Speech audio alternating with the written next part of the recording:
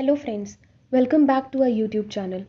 आज की हमारी वीडियो में हम बात करेंगे अबाउट मेंटेनेंस जो सीआरपीसी में गिवन है सेक्शन 125 से लेके 128 में। अपने इस वीडियो में हम सीआरपीसी वाले प्रोविजंस को डिफरेंट पर्सनल लॉज से भी कंपेयर करेंगे और फिर देखेंगे कि सीआरपीसी में गिवन मेंटेनेंस क्यों बेटर है एज़ कम्पेयर टू दूसरे पर्सनल लॉज से।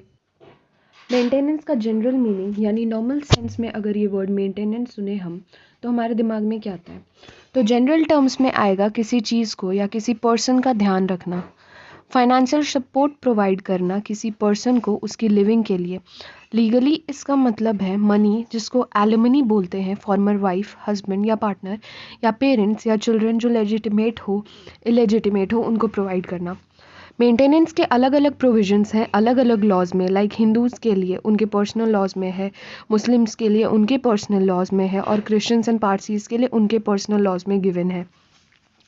बट सेक्युलर टर्म्स में बात करें तो फिर क्या फॉलो किया जाएगा? तो इंडियन लॉ में सीआरपीसी में सेक्शन 125 से 128 में इसके प्रोविजंस को गिवन है। ये सेक्युलर है और इसको कोई भी पर्सन इवोक करवा सकता है इररिस्पेक्टिव ऑफ देयर रिलीजन। ये सीआरपीसी का एक यूनिक फीचर है। ये किसी भी रिलीजन, फेथ में डिस्टिंग्विश नहीं करता है और पर्सनल लॉज से इसका कोई भी रिलेशन नहीं है। कोई भी वुमन, फिर वो कोई भी रिलीजन को फॉलो करती हो, वो सीआरपीसी के अंडर कोर्ट को अप्रोच कर सकती है मेंटेनेंस के लिए। ये जो मेंटेनेंस सीआरपीसी में गिवन है ये सिविल इन नेचर होता है। इस सेक्शन के तहत एक वाइफ, एक चाइल्ड और पेरेंट्स जो है वो एलिजिबल है मेंटेनेंस क्लेम करने के लिए। सेक्शन 125 से 128 स्पीडी, इफेक्टिव और इनएक्सपेंसिव रेमेडी प्रोवाइड कराती है उस पर्सन के अगेंस्ट जिसने मेंटेनेंस देने से रिफ्यूज़ या नेग्लेक्ट करा हो, और उसको मेंटेनेंस देना पड़ेगा उनको जो उस पर डिपेंडेंट हो। अब देखते हैं in case of Hindu personal law.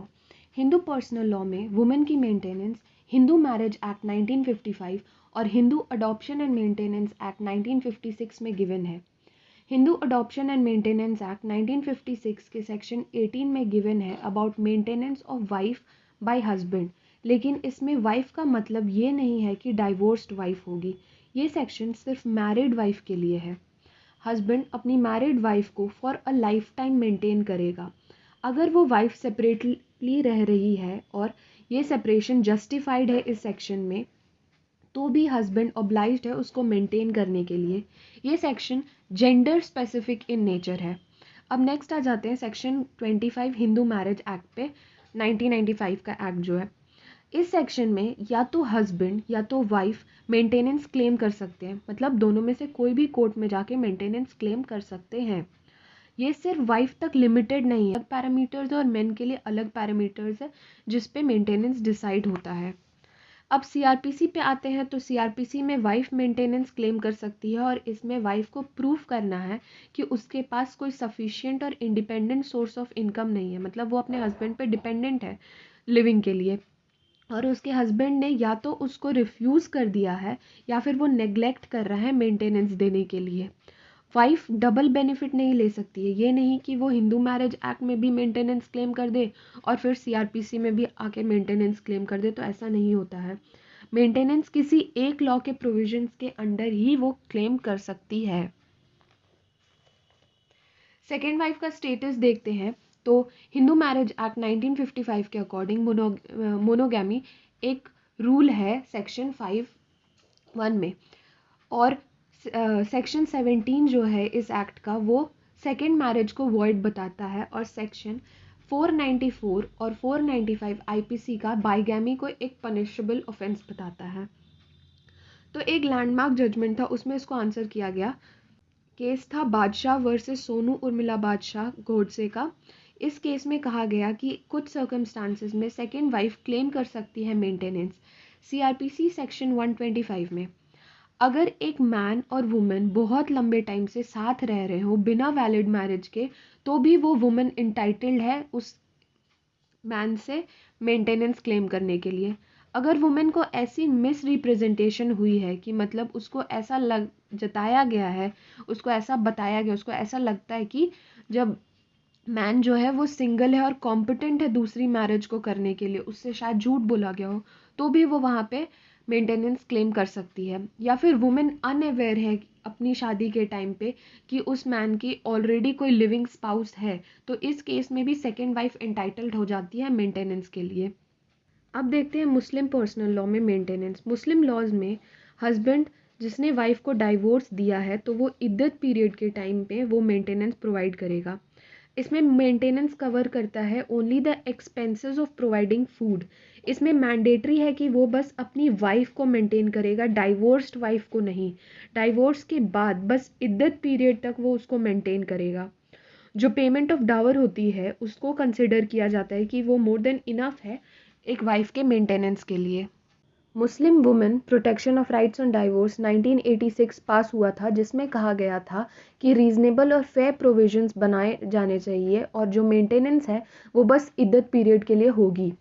Muslim personal law में डाइवोर्स्ड वाइफ मेंटेनेंस नहीं क्लेम कर सकती है और ये वुमन सेक्शन 125 से लेके 128 सीआरपीसी के अंदर मेंटेनेंस क्लेम कर सकती है।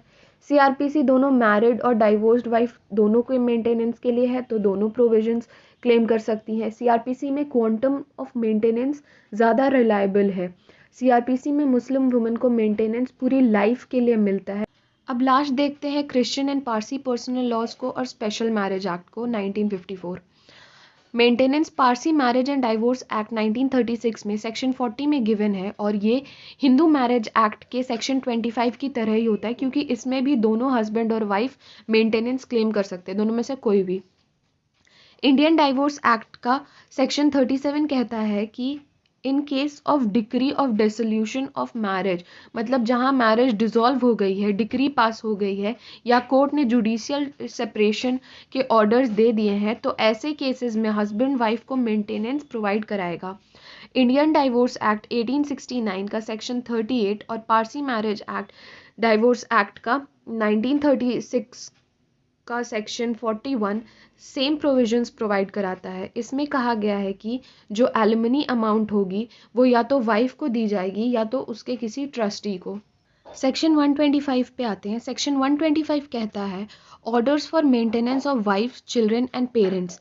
अगर कोई पर्सन जिसके पास सफिशिएंट मींस है वो अपनी वाइफ जो खुद को मेंटेन नहीं कर सकती है, जो उस पर डिपेंडेंट है, या अपने लेजिटिमेट या इलेजिटिमेट माइनर चाइल्ड, चाहे वो मैरिड हो चाहे अनमैरिड हो, जो खुद को मेंटेन नहीं कर सकती है, अगर मेजर चाइल्ड है जिसको फिजिकल या मेंटल एबनॉर्मलिटी है या इंजरी है जिसकी वजह से वो खुद को मेंटेन करना पॉसिबल नहीं है उसके लिए, पेरेंट्स जो अनेबल हैं खुद को मेंटेन करने के लिए, उनको मेंटेनेंस देने से रिफ्यूज़ या निगलेक्ट करता है, तो फर्स्ट क्लास के मजिस्ट्रेट इस निगलेक्शन या रिफ्यूज़ल के प्रूफ पे उस पर्सन को ऑर्डर कर सकते हैं कि वो ऊपर मेंशन्ड लोगों को मंथली मेंटेनेंस दे।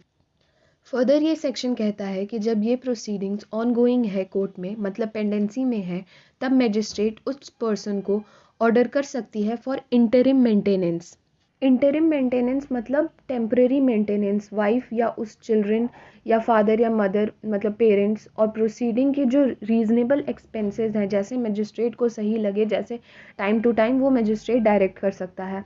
अब ये जो एप्लीकेशन है इंटरिम मेंटेनेंस की और प्रोसीडिंग्स की एक्सपेंसेस की, ये with in 60 days dispose of हो जानी चाहिए जब से नोटिस सर्व हुई हो उस पर्सन को।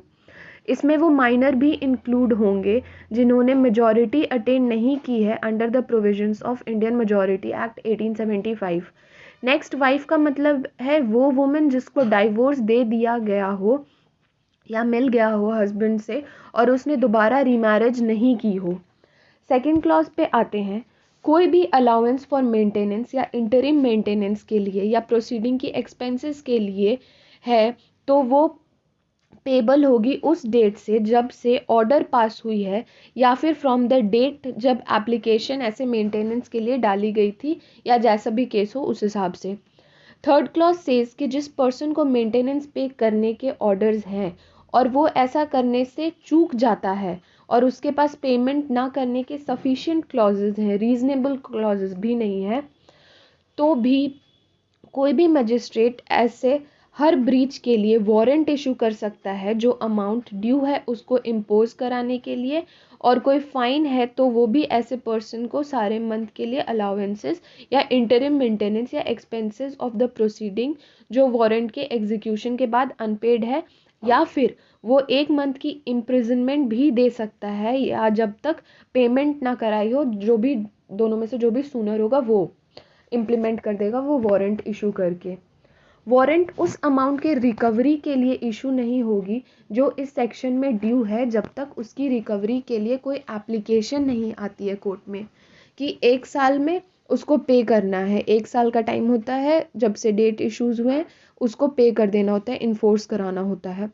अब एक बात और, अगर ऐसा पर्सन ये बोलता है कि वो उस वाइफ को तभी मेंटेन करेगा, उसने मतलब अगर कोई कंडीशन रख दी है, अगर वो वाइफ उसके साथ रहती है और वो वाइफ रिफ्यूज़ कर देती है साथ रहने से, तो मजिस्ट्रेट उसके किसी भी रिफ्यूज़ल के ग्राउंड को कंसिडर तभी करेंगे जब वो सेटिस्फाइड और उनको लगे वो ग्राउंड रीजनेबल है और जस्ट है, मतलब सही है, ऐसा नहीं कि कोई फिजूल का ग्राउंड हो।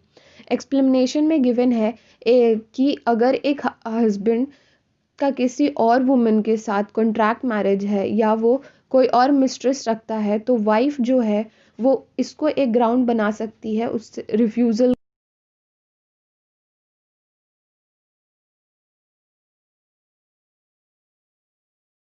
मेंटेनेंस हो गई या फिर प्रोसीडिंग के एक्सपेंसेस नहीं मिलेगी उसके हस्बैंड से इस सेक्शन में, अगर तो वो अडल्ट्री में रह रही है या फिर बिना किसी सफिशिएंट रीज़न और रीजनेबल ग्राउंड्स के अपने हस्बैंड से अलग रह रही हो, मतलब रिफ्यूज़ करती हो अपने हस्बैंड के साथ रहने के लिए, या वो दोनों हस्बैंड वाइफ एक म्यूचुअल कंसेंट पे एक दूसरे से अलग रह रहे हो, तो ऐसे केसेस में उसको मेंटेनेंस नहीं मिलेगी।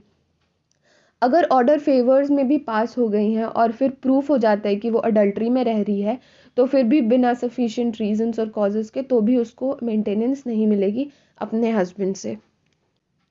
सेक्शन 126 पे आते हैं जो बात करता है प्रोसीजर की, मेंटेनेंस की प्रोसीडिंग्स की। मेंटेनेंस की प्रोसीडिंग उस पर्सन के अगेंस्ट उस डिस्ट्रिक्ट में ली जा सकती है जहां वो रहता हो या जहां उसकी वाइफ रहती हो, या फिर वो प्लेस जहां वो दोनों रिसाइड करते थे या वो अपनी वाइफ के साथ रहता था, मतलब अपनी इलिजिटिमेट चाइल्ड की मदर के साथ रहता था, ऐसी जगह पे प्रोसीडिंग को प्रोसीड किया जा सकता है। जो भी एविडेंसेस इस केस में दी जाएंगे वो उस हस्बैंड के प्रेजेंस में पेश की जाएंगी जिसके against orders of payment propose किया गया है, और रिकॉर्ड होंगी एविडेंसेस उस मैनर में जो उसके या उसके प्लीडर के सामने ही रिकॉर्ड होंगी, ऐसे उसके पीछे से नहीं रिकॉर्ड होंगी। लेकिन अगर मजिस्ट्रेट सेटिस्फाइड है और उसको ऐसा लगता है कि वो हस्बैंड जिसके अगेंस्ट ऑर्डर दिए जाने हैं वो जानबूझकर कोर्ट के समन्स को निगलेक्ट कर रहा है या सर्विस से बच रहा है, और ऐसा मजिस्ट्रेट को प्रूफ हो जाता है, तो मजिस्ट्रेट प्रोसीड कर सकता है और एक्स पार्टी भी डिटरमाइन कर सकता है। अगर एक्स पार्टी डिटरमाइन होगी तो गुड कॉज पे सेट असाइड करवा सकता है वो हस्बैंड उसको 3 महीने के अंदर कोर्ट में प्रेजेंट होके। कोर्ट के पास पावर्स होती हैं ऐसे ऑर्डर्स करने की एज टू द कॉस्ट। ये मेंटेनेंस की एप्लीकेशन प्राइवेट कंप्लेंट की तरह ही फाइल होती है। सूट जिस वे में लिखी जाती है सेम वे में लिखी जाएगी मेंटेनेंस एप्लीकेशन भी। सिर्फ लास्ट में एप्लीकेंट रिक्वेस्ट करेगा कि वो मंथली मेंटेनेंस दे और कोर्ट ये ऑर्डर दे कि सामने वाला बंदा मंथली मेंटेनेंस पे करे। जुडिशियल मजिस्ट्रेट फर्स्ट क्लास के कोर्ट में ये एप्लीकेशन फाइल होगी।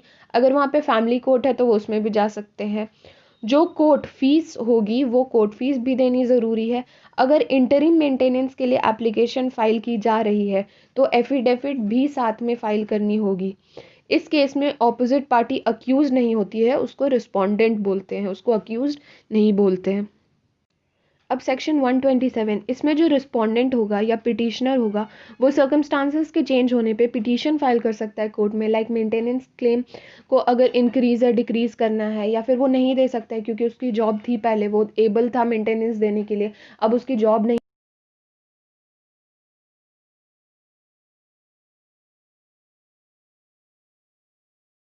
बताएगा कि सर्कमस्टांसेस चेंज हो गए हैं।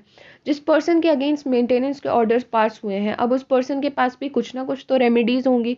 तो ये रेमेडीज होती हैं कि वो हायर कोर्ट में रिविजन फाइल कर सकता है। जैसे मजिस्ट्रेट कोर्ट से अगर ऑर्डर्स हुए हैं तो वो हायर कोर्ट्स में यानी सेशन कोर्ट्स में जा सकता है।